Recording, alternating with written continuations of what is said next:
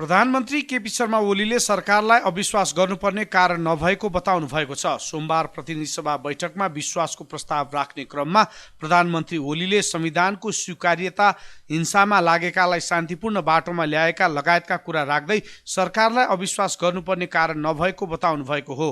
प्रधानमन्त्री ओलीले राष्ट्रियताको सवालमा अहिले प्रश्न उठ्ने ठाउँ नरहेको दाबी गर्नुभयो। उहाँले देशलाई अगाडि बढाउन औचित्यपूर्ण समयानुकूल ढङ्गले संविधान संशोधन गर्न सकिने भन्दै त्यसका लागि सरकार सबैसँग छलफल गर्न मस्यौदा बनाउने सन्दर्भमा सुझावका लागि एउटा कार्यदल पनि बनाउन सकिने जिकिर गर्नुभयो। ओलीले पुराना अपराधका दोषीलाई कारबाही गरिरहेको भन्दै सरकारलाई विश्वासको मत दिन आग्रह गर्नुभयो। त्यस्तै उहाँले केही योजनामा सफलता मिल्न ढिलाइ हुँदा बढाइ चढाइ गरेर सरकारको विरुद्धमा प्रचार गरिएको दुखेसो गर्नुभयो। प्रधानमन्त्री ओलीले मेलम्चीको पानी काठमाडौँ ल्याउने काम गरेकोदेखि धरहरा, रानीपोखरी र बसन्तपुरको निर्माण सकिएको बताउनुभयो। संसद पुनर्स्थापना भइसकेपछि आफूमाथि कसैले पनि अविश्वास नगरेको ओलीको भनाइ थियो।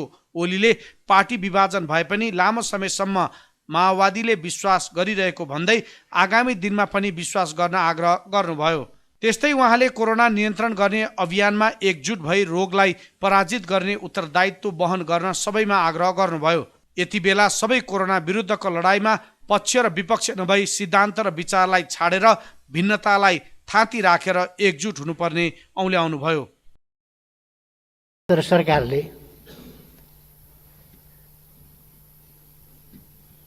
अनेक अप्ठ्याराहरूको सामना गर्नु परिरह्यो।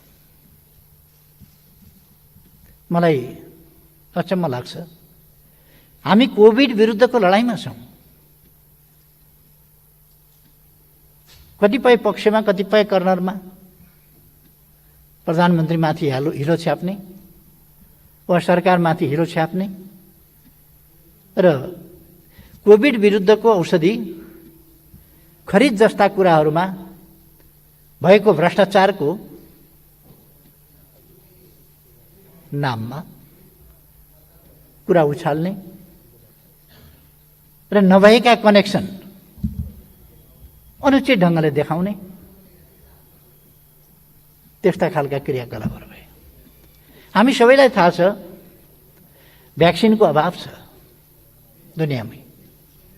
भ्याक्सिन प्राप्त गर्न मारामार भइरहेको छ। यस्तो अवस्थामा दक्षिण एसियामा भारतभन्दा पछि नेपाल पहिलो राष्ट्र हो आफू उत्पादक नभए पनि भ्याक्सिनको सुरुवात गर्ने, र भ्याक्सिन चलिरहेको छ। एउटा पनि पिसिआर टेस्टको हाम्रो सुविधा नभएको ठाउँमा अहिले 86 ठाउँमा हामी पिसिआर टेस्ट गरिरहेका छौँ।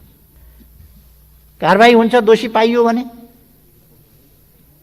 तर यहाँ त कस्तो छ भने फलानु देशको अफिसरसँग प्रधानमन्त्रीले गरेको हस्ताक्षर अनअफिसियल अनुवादको कपीमा चाहिँ हस्ताक्षर। योभन्दा तमासा के हुन्छ? अनअफिसियल प्रतिमा हस्ताक्षर हुन्छ कहीँ? अनअफिसियल अनुवाद, ओरिजिनल कपी होइन। कुनै हस्ताक्षर हुन्छ भने पनि ओरिजिनल कपीमा हुन्छ होला नि। अनअफिसियल, अनौपचारिक, अनुदित प्रति भनेर प्रचार गरिन्छ र त्यस्तोमा फेरि प्रधानमन्त्रीको हस्ताक्षर स्क्यान गरेर जोडिन्छ। यो सम्मका खेल नेपालमा हुने गर्छन्। म त्यसमा दुःख व्यक्त गर्न चाहन्छु। हामी यति साह्रो तल झर्नु हुँदैन। आफूलाई यति साह्रो कृत्य काममा संलग्न गराउनु हुँदैन। मेरो यसमा आग्रह छ। चाहे राष्ट्रियताको सवाल होस्, चाहे लोकतन्त्रको सवाल होस्, चाहे जनजीविकाको सवाल होस्, चाहे शान्ति सुव्यवस्था, सुशासन, मानवाधिकारको सवाल होस्, चाहे भ्रष्टाचार विरुद्धको हाम्रो लडाईँको सवाल होस्, कुनै पनि कुरामा सरकार अनुचित तरिकाले, अनुचित प्रश्नमा, अनुचित दृष्टिकोण र अडानमा कुनै सम्झौता गर्दैन। आपराधिक क्रियाकलापहरूको सन्दर्भमा छानबिन गर्ने र दोषीमाथि कारबाही गर्ने काम वर्तमान सरकारले गरेको छ। यसले मैले पहिले नै भने दोषीको अनुहार हेरेर कारबाही गर्ने कि नगर्ने होइन, निष्पक्ष न्याय निरूपण भइसकेपछि वा त्यसरी गरिएपछि अनुहार हेर्ने गरिएको छैन। कुनै आग्रहवश, पूर्वाग्रहवश, प्रतिशोधका हिसाबले कुनै प्रकारको क्रियाकलाप वर्तमान सरकारले गर्दैन। अराजनीतिक हत्कण्डा अपनाउने या त्यस्ता अनुचित अराजनीतिक गैर कानुनी तरिकाले त्यस्ता कामहरू गर्दैन।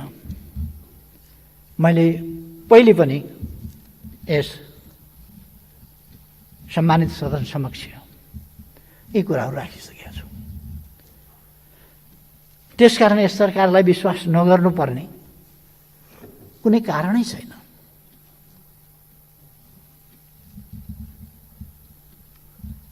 राजनीतिक शक्तिहरूका बीचमा घाउ कोट्याइकन, राजनीतिक शक्तिहरूका बीचमा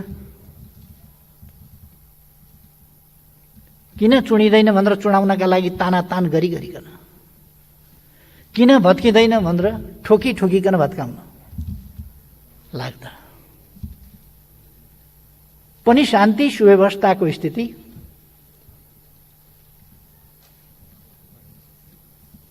राम्रो छ। फेरि यदि हामी सत्यलाई स्वीकारेर अगाडि बढ्न तयार हुन्छौँ भने यस सरकारलाई समर्थन, विश्वास नगर्नुपर्ने कुनै कारणै छैन। पुनर्स्थापना भएपछि प्रधानमन्त्री बाहिर भनियो प्रधानमन्त्री भएन भनेर। अब मन नपरेकाले विपक्षले बाहिर भन्नु एउटा कुरा हो, तर अविश्वास त ममाथि कसैले गरेन सभामुख महोदय, कसैले गरेन। पुनर्स्थापना भइसकेपछि यत्रो समय मैले कहिले राजनीतिमा यस्तो अलिकति अब सँगै भएपछि एउटै देशमा काम गरेपछि यताउता कहिले अलिअलि भनाभन पनि हुँदो रहेछ। अब कोही साथीहरूले के भन्ने, कोही साथीहरूले के भन्ने भएपछि मैले पनि अलिअलि केही भने होला। पार्टी अलग भइसक्दाखेरि पनि, विश्वास छैन भन्दाखेरि पनि समर्थन फिर्ता त लिनु भएन। कति सुदृढ समर्थन रहेछ भन्ने कुरा सभामुख महोदय, मैले आफैले अब म विश्वासको मत लिन्छु भनेर नबनेसम्म त समर्थन त फिर्ता लिनु भएन। 2-3 दिन भएको छ भर्खर समर्थन फिर्ता भएको, केही बिग्रिएको छैन। आज दिए भइगयो। फेरि त्यसकारण मेरो सबै दलका सबै मान्यजीहरूसँग आग्रह छ, यदि कुनै दलले नदिने भन्ने निर्णय गरेर आउनु भएको छ भने पनि नेताले यी दिनु भनिदिएपछि पछि गएर सच्याउन सांसदहरू खुसी हुनुहुनेछ। यसर्थ सभामुख महोदय, म संविधानको धारा 100 को उपधारा 1 बमोजिम यस गरिमामय संसदको विश्वासको मत माग्न चाहन्छु र ममाथि यस सदनको विश्वास छ भन्ने कुराको पुष्टि आज यस सदनले गरोस् भन्ने चाहन्छु। त्यसै कारण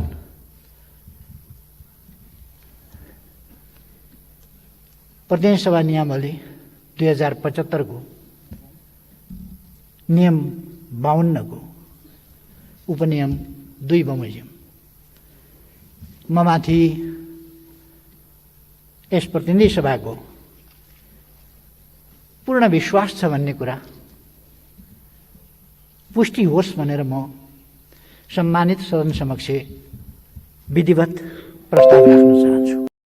सरकार कोभिड र विकासका विषयमा केन्द्रित हुन खोज्दा पनि सरकारले अनेकौं लालछना र आरोप खेप्नु परेको बताउँदै उहाँले औषधि खरिदका नाममा भ्रष्टाचार गरियो भनी प्रधानमन्त्री र सरकारमाथि हिलो छ्याप्ने काम भएकामा आपत्ति जनाउनुभयो। औषधि खरिदमा भ्रष्टाचार भएको पाइएमा सरकार छानबिन गरी जस्तो सुकै कारबाही गर्न तयार रहेको बताउँदै प्रधानमन्त्री ओलीले सरकारको सम्पूर्ण ध्यान कोरोना नियन्त्रणलाई केन्द्रित गरेर नयाँ नयाँ अस्पताल र शैय्या तयार गर्ने काम भइरहेको बताउनुभयो।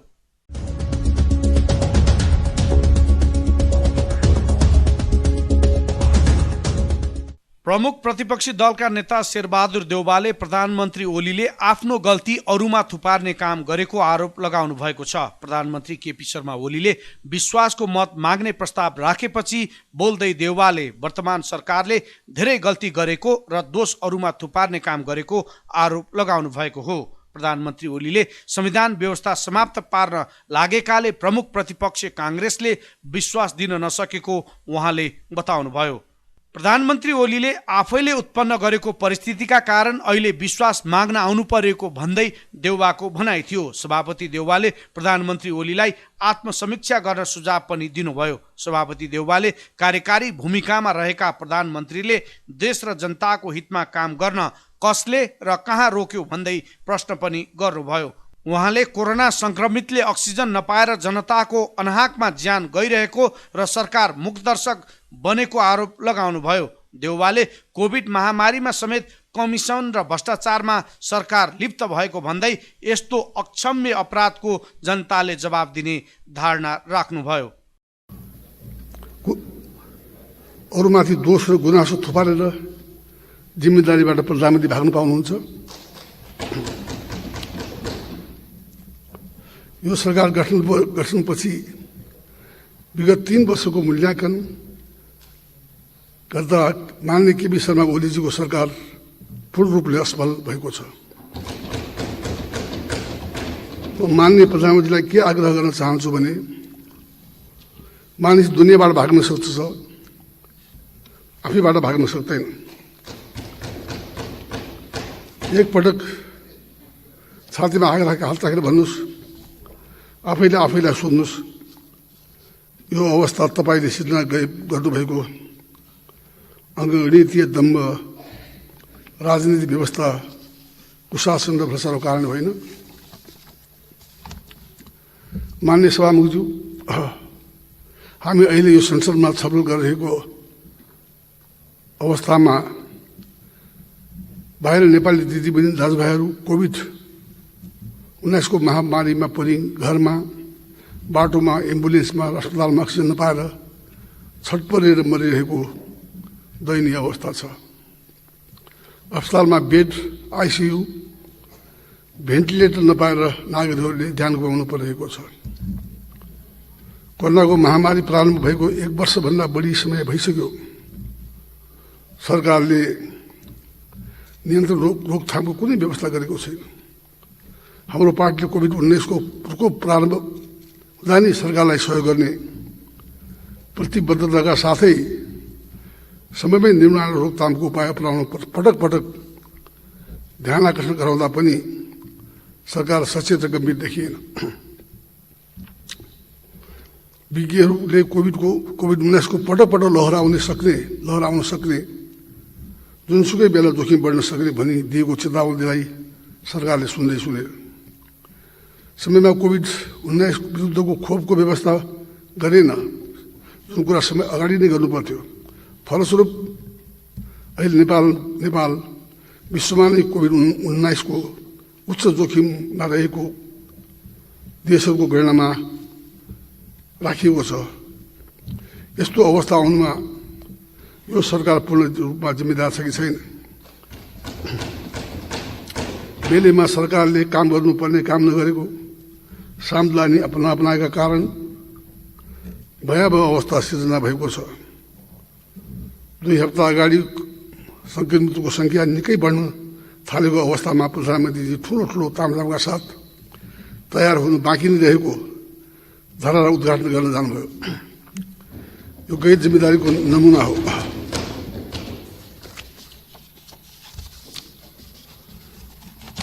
अहिलेसम्म थोरै मानिसलाई मात्र खोप दिन सकिएको छ। कमिसनको कारण खोप आउन नसकेको कुरा सार्वजनिक भइसकेको छ। जनताको जीवन रक्षा गर्न गर्ने औषधिमाथि पनि भ्रष्टाचार गर्नु अमानवीयता, अनैतिकता र गैर जिम्मेदारीको पराकाष्ठा जनता विरुद्धको अक्षम्य अपराध हो। जनताको जीवन रक्षा गर्नुपर्ने सरकार स्वयं जीवनदायी औषधि खोप भ्रष्टाचारमा संलग्न हुनुले पनि यो सरकारको नैतिक चरित्र उताङ्गो भइसकेको छ। 1 वर्ष पहिले कोभिड-19 को पहिलो लहर सुरु हुँदा सरकारले आयात गरेको स्वास्थ्य सामग्री, PPE, कोभिड-19 को परीक्षणको सामग्री, मास्क, सेनिटाइजर, अत्यावश्यक औषधिमा भ्रष्टाचार भयो अनि खोपमा भ्रष्टाचार भएको छ। यो भन्दा निर्लज्जता के हुन सक्दछ? व्यापारिक घरानाहरूलाई पोस्टका लागि तपाईँले नेपाली जनताको जीवन दाउमा लाग्नु भएको त त्यो इतिहासले बिर्सिन्छ? म यस सम्मानित सदन मार्फत माननीय प्रधानमन्त्रीलाई स्मरण गराउन चाहन्छु, औषधि बुरो नपाएर कुनै पनि नेपालीले ज्यान गुमाउनु पर्ने छैन भनी तपाईँले नै भन्नुभएको हो कि आज ज्यान गुमाइरहेका नेपाली होइनन्। कहाँ गयो तपाईँको प्रतिबद्धता? बितेका 3 वर्षमा देशमा भ्रष्टाचार मौलाएर आयो। भ्रष्टाचारका ठुला काण्ड भए।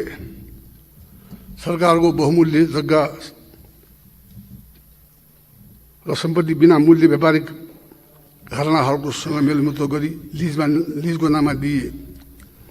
मन्त्री स्वयं कमिसनको खेलमा लागेको घटना सार्वजनिक भए। कोभिड-19 को रोकथाम र नियन्त्रणमासँग सम्बन्धित औषधि सामग्री, खोप खरिदको अनियमितता सतहमा आयो र राष्ट्रिय गौरवका महत्त्वपूर्ण योजनाहरू आर्थिक अनियमितता र भ्रष्टाचारको कारण अल्पत्ता परेका छन्। यी कुनै पनि विषयमा विश्वसनीय छानबिन र कारबाही नभएको तथ्य हेर्दा प्रधानमन्त्रीको भ्रष्टाचार नियन्त्रणमा रुचि भएको देखिएन। बरु प्रधानमन्त्रीले अनियमितताको बचाउ गरेको देखियो। सरकारले सुशासनको प्रत्याभूति गर्न सकेन। माननीय सभा महोदय, संविधानको कार्यान्वयनको सन्दर्भमा पनि सरकार असफल भयो। संहितालाई सुदृढ गर्न तत्काल बनाउनु पर्ने आवश्यक कानुन हालसम्म बनेका छैनन्।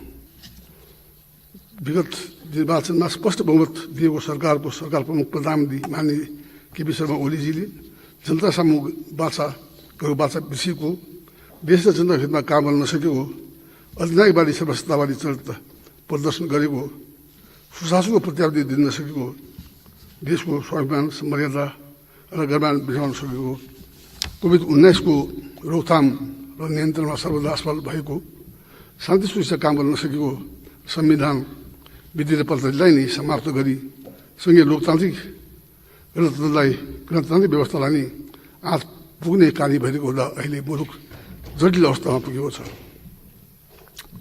प्रधानमन्त्रीले आफैले उत्पन्न गरेको समस्याका कारण विश्वासको मत माग्नु पर्ने अवस्था आइपुगेको छ।